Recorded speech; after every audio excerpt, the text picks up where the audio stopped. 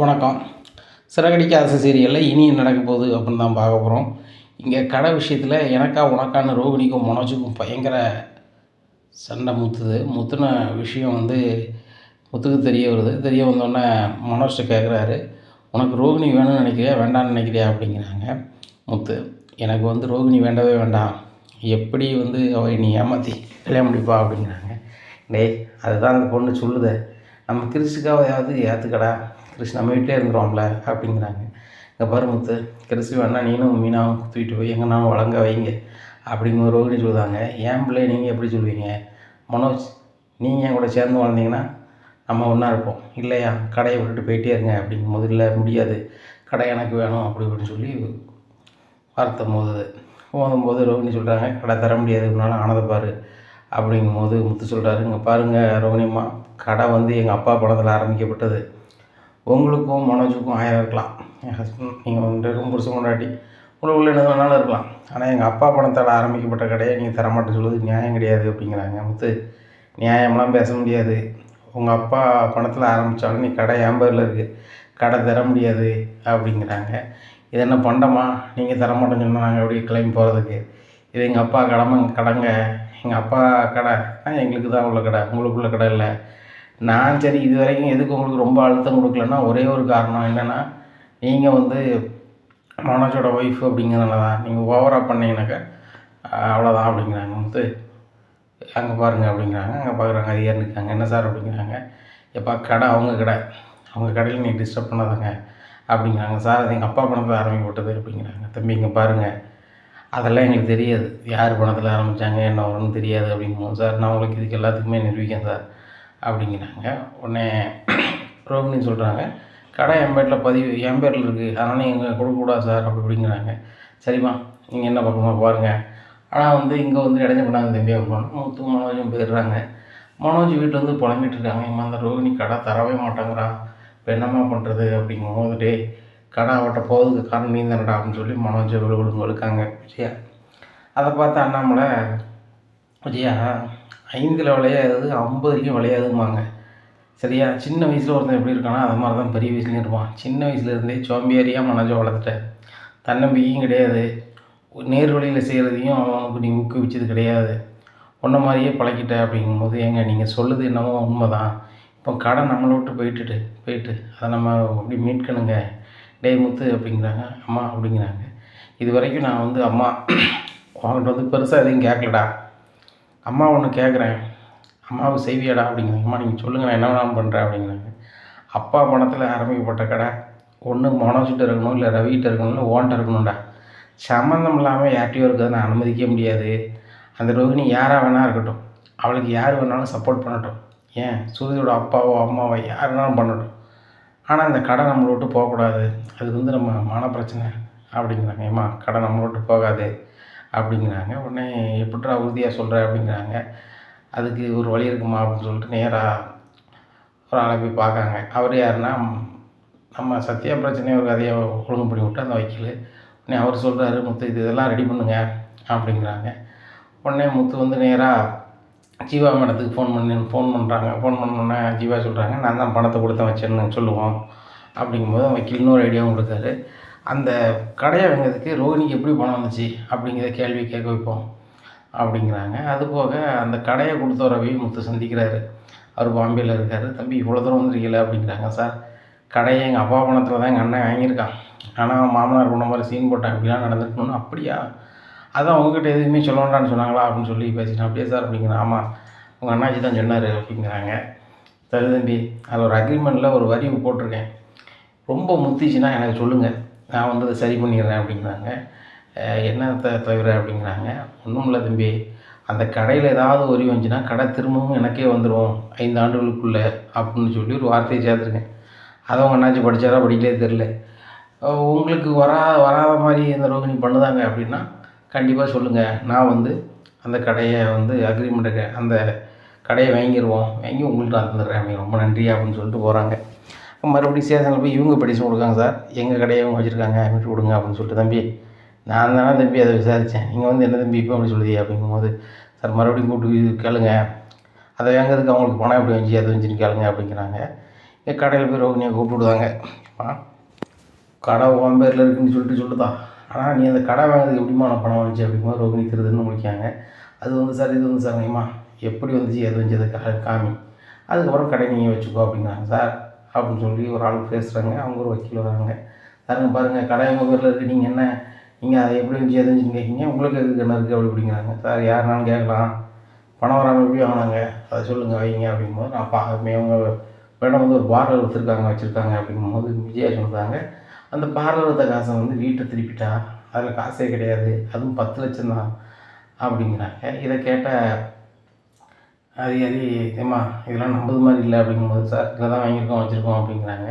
கடையை தர முடியாது, ஆனந்தை பார்க்க சொல்லுங்க அப்படின்னு சொல்லி ரொம்ப ஒரு மாதிரி போகுது. அப்போ முத்து நினைக்காரு இதுக்கு மேலே நம்ம பொறுத்துட்டு இருந்தால் சரி வராது அப்படின்னு சொல்லிட்டு அவர் கால் பண்ணுறாரு. சார் இந்த விசாரணையை 2 நாள் கழிச்சு வைங்க அப்படிங்கிறாங்க. 2 நாள் கழிச்சு அவர் வந்துடுறாரு. பாம்பேயில் உள்ளது அந்த பழைய ஓனர் வந்துடுறாரு.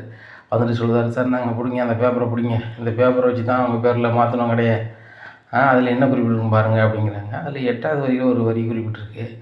என்னென்னு பார்த்தாக்க 5 ஆண்டுகளில் இந்த கடையில் ஏதாவது பிரச்சனை வந்தால் கடை எனக்கே வந்துடும். ஏனென்று சொன்னால் 30 ஆண்டுகாலமாக இந்த இடத்துல நான் கடை நடத்திக்கிட்டு இருக்கிறேன். இதில் வந்து எனக்கு நற்பேர் கட்டுச்சுன்னா நான் திரும்பி வாங்கிடுவேன்னு சொல்லி அதில் எழுதியிருக்கு அந்த மாதிரி. இதை படித்து பாட்டியம்மா இவர் தான் ஓனரு, இந்த கடையில் பிரச்சனை நினைக்கிறாரு, கடையை வாங்கி கொடுக்காரு, அவ்வளோதான் நம்ம கடை அவருக்கு தான் அப்படிங்கிறாங்க. சார் என்ன சார் சொல்கிறீங்க அப்படிங்கிறாங்க. அதை ஒழுங்காக படிமா அப்படிங்கிறாங்க. படித்து பாட்டு ரோகிணியை அரண்டுறாங்க. அவங்க சைடில் ரோகிணி சைடில் வந்தவங்க எல்லாருமே மிரண்டு போய் குருமாறு நிற்காங்க. அப்போ ஓனர் கடையை எனக்கு தான் நம்ம கடை பக்கம் யாரும் வரக்கூடாதுன்னு சொல்லிக்கிறாங்க. ரோகிணிக்கு ரொம்ப வெறுப்பாயிருது. மனோஜும் கிடைக்கல, கடையும் கிடைக்கல, கிட்டத்தட்ட ஒன்றுமே செய்ய முடியலையே, அந்த முத்து எல்லாத்தையும் இது பண்ணிட்டானே அப்படின்னு நினைக்காங்க. முத்துக்கிட்ட வந்து அவர் சொல்கிறாரு, உங்கள் குடும்பத்தார்கிட்ட நான் பேசணும் அப்படிங்கிறாங்க. அப்போ மனோஜை தவிர்த்து மீதி எல்லார்ட்டையுமே பேசுகிறாரு அவர்.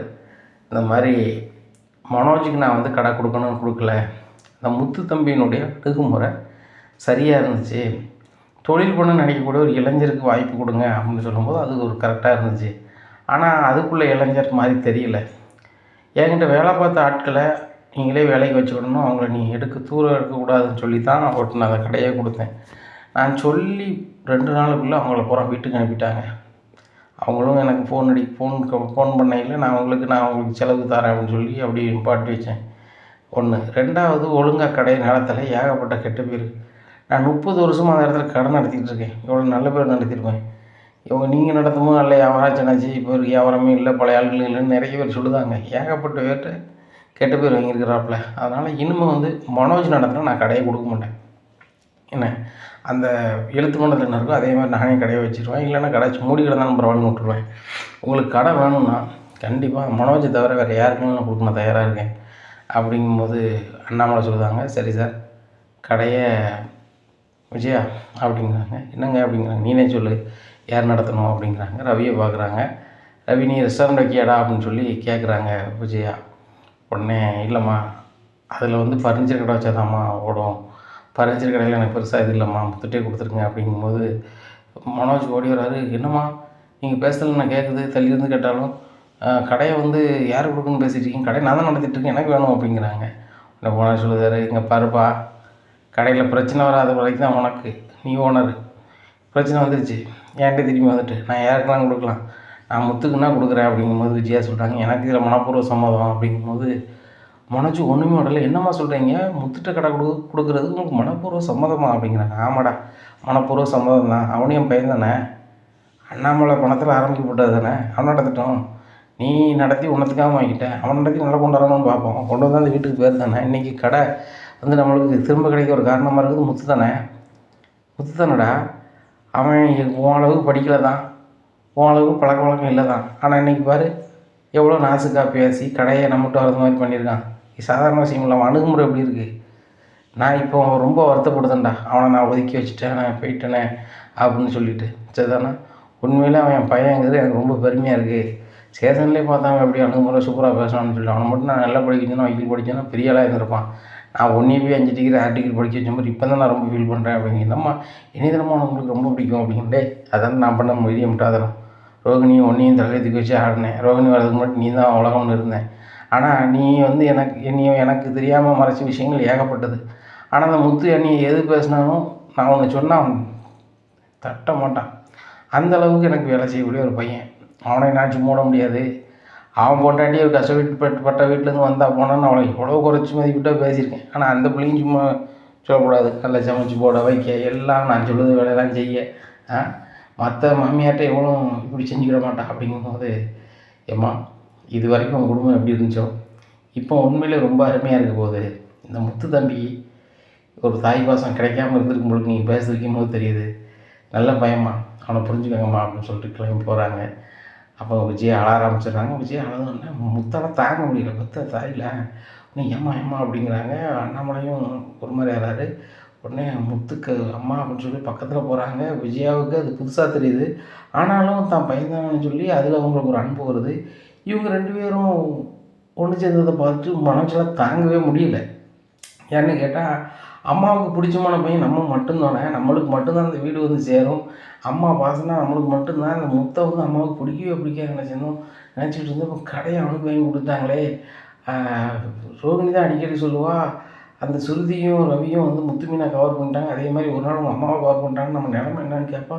அதே மாதிரி ஆகி போச்சா அப்படின்னு சொல்லி முடிச்சுட்ருக்கேன். என்னம்மா நீங்கள் முத்துட்டு எப்படிமா கடை கொடுக்க சொல்லலாம் அப்படிங்குமாடே. வாயை மூடுறா. முத்துக்கிட்ட இருந்தால் அவங்க அப்பா பணம் வந்து கடையாக இருக்குண்டா, வாங்கிட்டு இருந்தால் மண்ணா போயிருண்டா.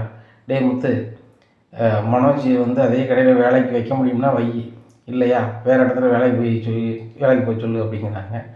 உடனே முத்து சொல்கிறாரு, கேட்கா மனோஜ், நீனே அந்த கடையில் மேனேஜர் மாதிரி இரு, கணக்கு வழக்கெலாம் நான் தான் பார்ப்பேன். ஏன்னா ஓனரு அப்பாவும் அம்மாவும் தான், கடை பேரை மாற்றிடுவோம். விஜயா ஃபர்னிச்சர்னு இருக்கலாம், விஜயா அண்ணாமலை ஃபர்னிச்சர் ஷோரூம்னு வச்சுருவோம் அப்படிங்கிறாங்க. இதை கேட்டால் மனோஜ் அதெல்லாம் சம்மதிக்க முடியாது, நான் அங்கே வேலை பார்க்க முடியாது, நான் அங்கேயே ஓனர் வந்து நான் அங்கேயே வேலை பார்க்கணுமா அப்படிங்கிறாங்க. சரி சாமி, நீ வந்து வேலைக்கு வர வேண்டாம், நீ எங்கேயாவது வேலை பாரு, நான் கடைக்கு ஒரு ஆள் நல்லா படித்த பையனை வச்சு நான் கடை நடத்துகிறேன்.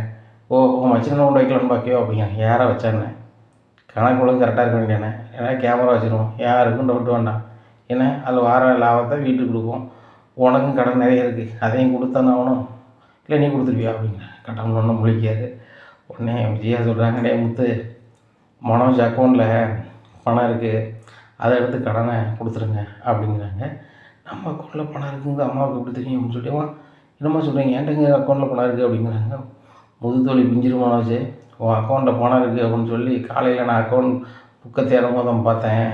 இந்த மாதிரிலாம் பண்ணிகிட்டு இருக்காது, அதனால தான் கடன் முத்துக்கே போகுது. உன் கடனை நீ கொடுத்த நினைச்ச வேண்டியது, அடைக்க வேண்டியது என்ன, அதில் ஏதாவது மீதம் வந்துச்சுன்னா கொஞ்சம் குறைய வந்து கொடுக்க வேண்டியது இருக்குன்னா கடையிலேருந்து கொஞ்சம் கொஞ்சம் சேர்த்து கொஞ்சம் கொஞ்சமாக கொடுப்பாப்புல முத்து, சரியா அப்படிங்கும்போது மனோஜ் ஒன்றும் செய்ய முடியாமல் ரூம் பார்த்து போயிடுறாங்க. பேசாமல் நம்ம ரோகிணிகிட்ட பேசி நம்மளே கடையை வச்சு தான் இருக்கலாமா, தேவையில்லாமல் மீன் பண்ணிட்டோமோ, இப்போ எப்படியாவது பேசி கடையை வாங்கிடலாமா அப்படின்னு சொல்லிட்டு ரோகிணி கால் பண்ணுறேன். ரோகிணி, சாரி ரோகிணி அப்படின்னு சொல்கிறாங்க. எனக்கு ஏன் மனோஜ் கால் பண்ணுறீங்க, என்னை தான் உங்களுக்கு பிடிக்காது, நான் முதல்ல உள்ளதை மறைச்சிட்டேன் போயிட்டேன், நான் இல்லாமல் பேசுனீங்க, இப்படி பேசுகிறீங்க அப்படிங்கிறாங்க. கடை என்னை விட்டு போயிடுச்சு அப்படிங்கிறாங்க. ரொம்ப சந்தோஷம் மனோஜ், இப்போமாவது நீங்கள் இயல்புக்கு வருவீங்களா அப்படிங்கிறாங்க. யார்கிட்ட போய் வச்சு, ரவிட்டியா அப்படிங்கிறாங்க. ரவிட்ட போனால் தான் பரவாயில்லையே, அவன்கிட்ட எப்படியாவது பேசி வாங்கிடலாமே, இது முத்துட்ட போயிடுச்சு, முத்து மீனாக தான் நம்ம கடை நடத்த போகிறாங்க, கடையிலையும் கூட எனக்கு வேலை இல்லைன்ட்டாங்க அப்படிங்கிறாங்க. இதை கேட்டால் ரோகிணி, மனோஜ் கூட நான் படித்து சொன்னேன், கடையை நீங்களே நடத்துங்க, நம்மளே வழக்கம் போல் நடத்துவோம், நம்ம கடந்த கால வாழ்க்கையை மறந்துட்டு வாழ்வோம்னு சொன்னேன், நீங்கள் கேட்கலையே அப்படிங்கிறாங்க. ரோகிணி, இப்போவும் கட்டு போல் எங்கள் அம்மாவுக்கு ஃபோன் பண்ணி பேசி, ஆண்டி நான் பண்ண தப்பு தான், நாங்கள் 2 பேரும் சேர்ந்து வாழ்கிறோம், கடையை வந்து நீங்கள் கொடுங்க ஆண்டின்னு சொல்ல அப்படிங்கிறாங்க. நான் பேசினேன், என் ஃபோன் எடுப்பாங்களா அப்படிங்கிறாங்க. கண்டிப்பாக ஃபோன் எடுப்பாங்க, எங்கள் அம்மா எப்படின்னு தூங்கலை இப்போது அப்படின்னு ஃபோன் பண்ணு அப்படிங்கிறாங்க. கால் பண்ணி பார்க்காங்க. விஜயா, ஹலோ அப்படிங்கிறாங்க. ஆண்டி நான் தான் அப்படிங்கிறாங்க. உனக்கு நம்பர் தெரியாமல் இருந்துச்சுன்னா நீங்கள் எதுக்கு நான் கால் பண்ணேன் அப்படிங்கிறாங்க. இல்லைன்ட்டு அந்த கடையை மனோஜ் கொடுக்கலாம்ல, இப்போ என்கிட்ட நீங்கள் வாங்கிட்டீங்க, நீங்கள் என் வீட்டுக்காரர் தான் கொடுக்கணும் அப்படிங்கும்போது நீ யாருன்னு வரல, என் பையனை வீட்டுக்காரர் வைக்கணும்னு சொல்லும்போது, சரியா இனிமேல் வந்து எனக்கும் இந்த வீட்டுக்கும் தான் சம்மந்தம், உனக்கும் இந்த வீட்டுக்கு சம்மந்தம் கிடையாது, என்ன என் பையன் முத்தே அந்த கடையை நடத்திக்கிடுவான் அப்படிங்கிறாங்க. என்ன ஆண்டி இப்படி சொல்கிறீங்க, உங்களுக்கு தான் முத்தே பிடிக்காதா அப்படிங்கிறாங்க. நேற்று வரைக்கும் பிடிக்காது தான், இப்போ பிடிக்கும், இனிமேல் எப்போவுமே பிடிக்கும். பார்வதி தான் சொல்லுவா ஒவ்வொரு வாட்டியும், உனக்கு கடைசி காலத்தில் கஞ்சி தருது முத்து மீனாவும் தான், நீ அவங்கள ரொம்ப வெறுக்கிய, ஆனால் நீ எவ்வளோ வெறுத்தாலும் அவங்க வந்து விலகி போக மாட்டாங்க, உன் பக்கத்துலேயே வருவாங்க அப்படின்னு சொல்லுவாள். நான் அது எப்படி ஆனால் உண்மை அதுதான். என்ன, முத்து ரொம்பவே மேலே பாசமாக இருக்கேன். நான் சொன்ன ஒரு வார்த்தைக்கு கடையை எங்கள் கடையாகிட்டான், சரிதானா, இனிமேல் கடைக்கு உனக்கும் சம்மந்தம் இல்லை, நீ நல்லவ மாதிரி என்கிட்ட பேசுகிற, எங்கள் கடையை ஆட்டையை போட்டு விற்கிறதுக்கு என்ன வேலைலாம் பார்த்தேன். அதெல்லாம் முறியடிச்சு தான் நாங்கள் வந்து கடையை வாங்கியிருக்கோம். என்ன கடை எங்கிட்ட தான் இருக்க போகுது, லாபத்தில் தான் வரப்போகுது. என்ன என் பையன் முத்து தான் நடத்த போகிறான். வேணாலும் பாரு, அந்த டீலர்ஷிப்பு மாற்றுறதுக்குள்ள வேலையும் முத்து நான் வச்சு பண்ணுவேன் அப்படிங்கிறாங்க. ஆண்டி இதை மட்டும் பண்ணாதீங்க, மனோஜ் ஒன்றுமே இல்லாமல் ஆயிடுவார். நான் அவரை அந்தளவுக்கு விரும்புகிறேன், நடிக்காத நீ ஃபோனை வை அப்படின்னு சொல்லி வச்சிடுறாங்க. இங்கே மனோஜ் மறுபடியும் கால் பண்ணி சொல்லுதாங்க, உங்கள் அம்மாட்ட எவ்வளோ பேசி பார்த்தேன், நடக்கலை மனோஜ். இன்னமும் வந்து நீங்கள் வந்து எதையாவது வழி பண்ணுங்கள், உங்களுக்கு அந்த டீலர்ஷிப் கேன்சல் ஆகிடாமல் நேராக சந்தோஷ் சாரை போய் பாருங்கள் அப்படிங்கிறாங்க. இங்கே கடை மாறின விஷயம் சந்தோஷ் சார் தெரிஞ்சுட்டு, அது மனோஜுக்கு அந்த விஷயம் தெரியாமல் அவர் நேராக பாம்பைக்கு சார் வணக்கம் அப்படிங்கிறாங்க. என்ன முத்து அண்ணன் சொல்லுங்கள் அப்படிங்கிறாங்க. சார் டீலர்ஷிப் வந்து கேன்சல் பண்ணதுக்கு உள்ள வழியை பூரா என் தம்பி முத்து பார்க்குறான் அப்படிங்கிறாங்க. உங்கள் தம்பி பார்க்கல, நான் தான் பார்க்குறேன், அதான் உள்ளது. உங்களை பற்றிய விஷயம் தெரிஞ்சு வந்தோன்னே டீலர்ஷிப் வேறு ஆள் கொடுக்கலான்னு பார்க்கும்போது உங்கள் தம்பியே கடன் நடத்தாருன்னு சொல்லும்போது அவருக்கே நான் கொடுக்க போகிறேன். உங்கள் தம்பிக்காக தான் உங்களுக்கு டீலர்ஷிப் கொடுத்தேன், நீங்கள் படிச்சிருக்கீங்க, வச்சுருக்கீங்க, புதுசாக தொழில் பண்ணுறீங்க அப்படிங்கிறதுக்காகலாம் கொடுக்கல. டெபாசிட்டே வாங்காமல் கொடுத்த காரணம் உங்கள் தம்பி முத்துக்கு தான். உங்கள் தம்பி முத்தே வந்து பர்னிச்சர் கடை நடத்தும் போது நான் எதுக்கு உங்களுக்கு தரணும்? உங்கள்கிட்ட சரியான அணுகுமுறை இல்லை. அதுபோக நீங்கள் நிறைய சப்டீலர் உருவாக்குவீங்கன்னு பார்த்தா புதுசாக வரவங்கள்ட்ட எல்லாம் பணத்தை வாங்கி என்ன ஏப்பம் விட்ருக்கீங்க. உங்களை நம்பி யாருமே புதுசாக வர தயாராக இல்லை. புதுசாக சப்டீலர் வராத போது எனக்கு எப்படி தொழில் ஓடும்? அப்படி உங்களை எப்படி வைக்க முடியும்? இவ்வளோ நாள் நான் வந்து மூச்சு முட்டினாலும் எதுக்காக வச்சுருந்தேன் அப்படின்னு சொன்னால் ஒரே காரணம் அந்த முத்துக்காக தான். முத்தே கடை எடுத்து நடத்தும் போது ஆட்டோமேட்டிக்காக டீலர்ஷிப் ஆகிட்டு போயிடும். இன்னும் வந்து உங்களுக்கு சப்டீலர் வேணும்னாக்கா நீங்களும் டெபாசிட் அமௌண்ட் கொடுத்து உங்கள் தம்பிட்டு வாங்கிக்காங்க, இடத்த காலி பண்ணுங்க அப்படின்னு. சார் என்ன சார் நினச்சிட்டு இருக்கீங்க? உங்களை நம்பி நான் நிறைய விளம்பரம் பண்ணியிருக்கேன், அப்படி பண்ணியிருக்கேன் அப்படின்னு. தம்பி விளம்பரத்துக்கு நடிச்சது கூட காசு வாங்கி தான் நடித்தேன், அப்படியா நீ சரிதானா, நீங்களாம் பேசாத அப்படின்னு சொல்லிட்டு அனுப்பிவிட்டு தாங்க. இங்கே மனோஜுக்கு என்ன செய்யணும்னு தெரியல. மொட்டை சந்தோஷத்தை போகிறாங்க. மொட்டை சந்தோஷத்தை போய் நீ வந்து சொல்லு, நீ சொன்னால் கேட்பாரு சார் அப்படிங்கிறாங்க. இங்கே பாரு, உடனே டீலர்ஷிப் மாற்ற போகிறாங்கன்ற விஷயம் எனக்கு முன்னாடியே தெரியணும். உன்னை சொன்னால் நீ வருத்தப்படுவேன்னு சொல்லி தான் அவன் சொல்லலை. இப்போ அவன் தம்பியை மாற்றிருக்காங்க, அவ்வளோதான். சரியா? உன் தம்பிகிட்ட இருந்தால் உனக்கு நல்லது தானே, உனக்கு நீ இருந்தானா அவன் தம்பி இருந்தானே அப்படிங்கிற. இல்லை நான் தான் இருக்கணும், அந்த முத்துக்கு டீலர்ஷிப் கிடைக்கிறது கெடுக்கணும், அதுக்கு நான் என்ன பண்ணணும் அப்படிங்கிறாங்க. எல்லாம் மனுஷனா? மனசு பிள்ளை இவ்வளோ பட்ட பிறவும் முத்துக்கு எதிராக தான் நிற்பியா? உன் கடையே உங்கள் குடும்பத்துக்கு எல்லாம் போயிருக்கும். அந்த ரோகிணி வீம்புக்கு அந்த கடையை யார்ட்டையா விற்றுட்டு போயிருப்பாங்க. சரிதானா? அதெல்லாம் மீட்டெடுத்து உன் தம்பி கடையை உங்களுக்கே கொண்டு வந்திருக்கான். அதை புரிஞ்சுக்கிடாமல் நீ அவனை எதிர்த்து வச்சு பார்க்கியே அப்படிங்கிறாங்க. உனக்கு முத்து மீனாவுக்கு தெரியாது, நீ கெடுக்கிறேன்னு நினச்சாங்க, கெடுத்தாங்க அப்படிங்கிறாங்க. எல்லோரும் சொன்ன மாதிரி நீ வந்து படித்த மூணாதான் அப்படிங்கிறாங்க. என்னையா நீ முட்டான்னு சொல்லுதியா அப்படின்னு. நான் ஷார்ட்டாக சொன்னேன், நீ என்ன சொல்லிக்கிட்டது? உண்மை அதுதான். நீ வந்து அதுக்கு தான் லாய்க்கு, சாப்பிட்டு தூங்குறத லாய்க்கு, எதுக்கு வேறு அதுக்கு லாய்க்கு கிடையாது. இப்போ சதனா காலையிலே வா, சாப்பிட்டுட்டு வேலைக்கு போகிறணும், பார்க்கில் தூங்கு போ, பிள்ளையும் கிடையாது, குட்டியும் கிடையாது. என்ன இருந்த குடும்பத்தை செதுச்சிட்டேன். என்ன அப்படி இருக்கும்போது வழக்கம் போல் இதே வேலையை பாரு அப்படிங்கிறாங்க. சந்தோஷ் நீங்கள் கூட எனக்கு ஹெல்ப் பண்ண மாட்டீங்களா அப்படிங்க. கண்டிப்பாக நான் பண்ண மாட்டேன். உங்களுக்கு முன்னாடி நான் தந்தது கூட உங்கள் வீட்டம்மா ரோகிணி வந்து ஏதாவது தந்து கழிச்சிருன்னு சொல்லி தான். இப்போ உங்களை நம்பி 5 விசாவுக்கு பிரயோஜனம் கிடையாது. அதனால் இனிமேல் போட்டு என்னைய ஃப்ரெண்டுன்னு சொல்லிக்கிட்டு இருக்காதாங்க. பாம்பே சார் சொல்லிட்டாரு, இன்னும் அவர் ஃப்ரெண்டுன்னு சொல்லிக்கிட்டு எனக்கு கால் பண்ணி எதுவும் பேசிடாதாங்க சந்தோஷ், நான் உங்களை பழைய நட்பாகவே பார்க்கேன் அப்படின்னு சொல்லிட்டாரு. இனிமேல் போட்டு நம்ம 2 பேரும் பேச வேண்டாம், அதுதான் உனக்கும் நல்லது எனக்கும் நல்லது அப்படிங்கிறாங்க. என்ன சந்தோஷம் இப்படி சொல்கிறீங்க அப்படிங்கிறாங்க. அதுதான் உள்ளது, நான் கிளம்புறேன் அப்படின்னு சொல்லிட்டு அவர் கிளம்பிடுறாங்க. இங்கே மனோஜுக்கு என்ன செய்யணும்னு தெரில.